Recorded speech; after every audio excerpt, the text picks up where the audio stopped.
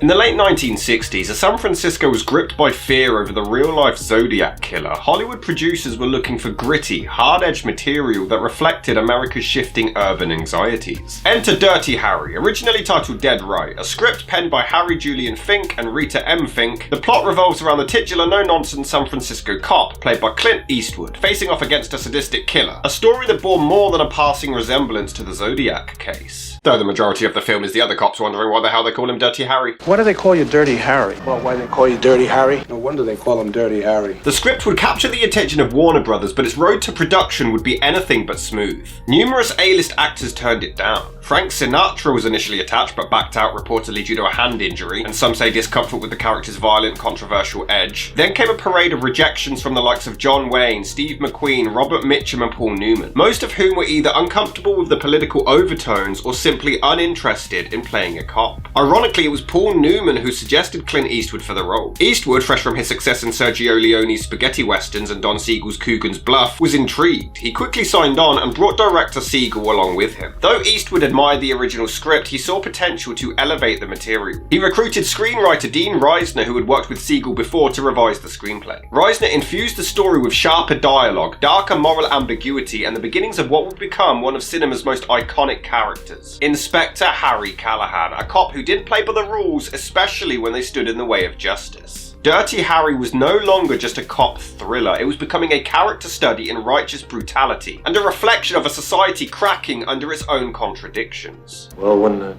adult male is chasing a female with intent to commit rape, I shoot the bastard, that's my policy. How did you establish that? Well, a naked man is chasing a woman through an alley with a butcher knife and a heart on.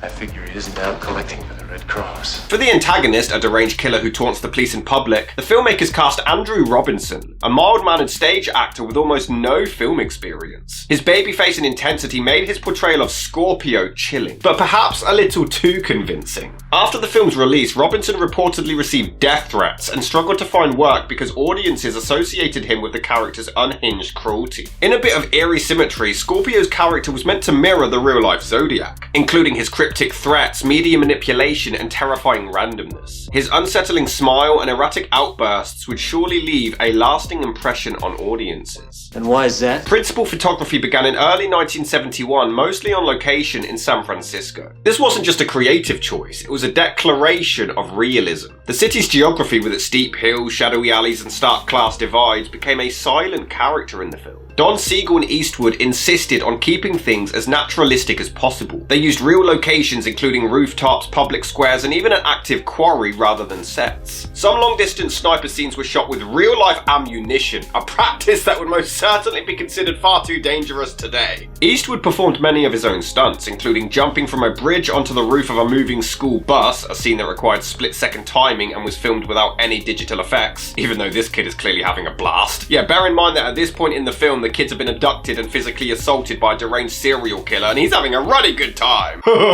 We could die. Even this girl doesn't seem fazed, considering seconds earlier she witnessed her schoolmate get slapped up. The film's famous line, "Do I feel lucky?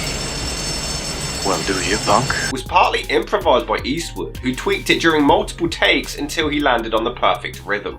And you can tell. He says it at the start of the film, but he doesn't leave a long enough pause, so it just comes across as awkward. However, when he says it the first time, the criminal doesn't try his bluff, and it turns out that he genuinely did run out of bullets. But towards the end, the killer tests him, and it costs him his life. It's a great mirror of the earlier scene. The revolver he held, .44 Magnum, became a character in itself, later dubbed the most powerful handgun in the world, and inspired a spike in sales in the handgun for the years that followed. I didn't know that. Though Siegel and Eastwood had a strong working relationship, there were moments of friction, particularly over the film's tone. Siegel wanted to lean into the psychological complexity of the characters, while Eastwood focused more on the narrative drive and action. At one point during the shoot, Siegel felt ill, and Eastwood stepped in to direct a few scenes uncredited. It was one of his first unofficial forays into directing, foreshadowing the major filmmaker that he would become.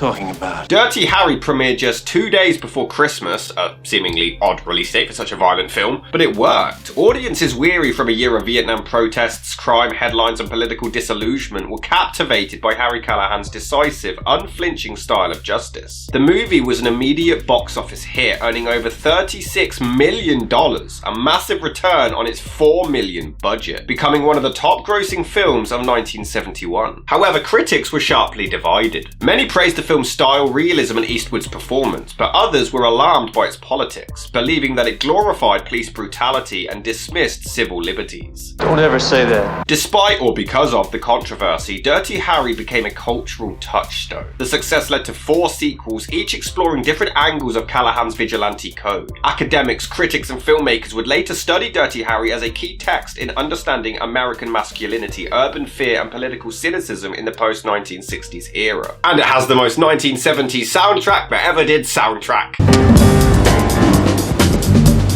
And let's face it, it's not easy eating a hot dog and making it look cool, but Clint Eastwood manages to eat a hot dog and make it look cool, even if he happily shoots at a criminal in public around innocent civilians. I mean, I know the guy shot first, but calm down, Han, there's innocent people around. You can see the shit influence that the movie had in the years that followed, what with Clint being the veteran older cop being forced to pair with a young up-and-coming rookie, and using reverse psychology to mess with someone. And just remember that this guy is supposed to be our hero. Harry hates everybody. Limeys, Nicks, Hebes, fat Dagos, niggers, honkies, chinks, you name it.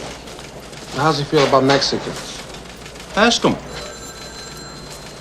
Especially Spicks. At least he hates them all equally?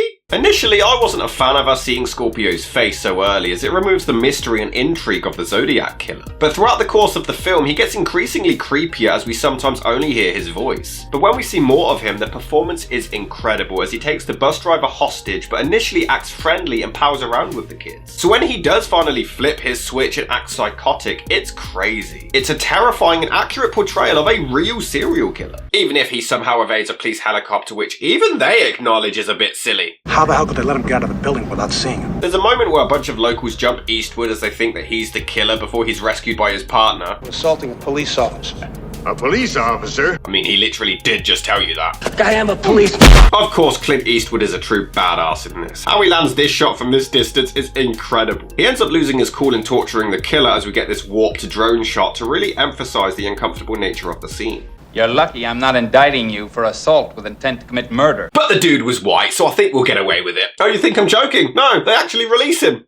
Accurate. The final bus ride is really intense as the guy is frantically trying to spot the cops before we see this awesome shot of Eastwood in the distance. Although, what a huge risk he takes by shooting him like this. What have you missed and got the kid in the face? Who cares? It's a great ending to a great film. The making of Dirty Harry was as unpredictable and polarizing as the man at its center. What began as a rejected script bounced from one star to another became a cultural phenomenon, thanks largely to Clint Eastwood's sharp instincts, Don Siegel's gritty direction, and a fearlessly confrontational story. It wasn't just a cop movie, it was a film that asked its audience how far was too far in the pursuit of justice. That question and Harry Callahan's unforgettable delivery of it still echoes more than 50 years later.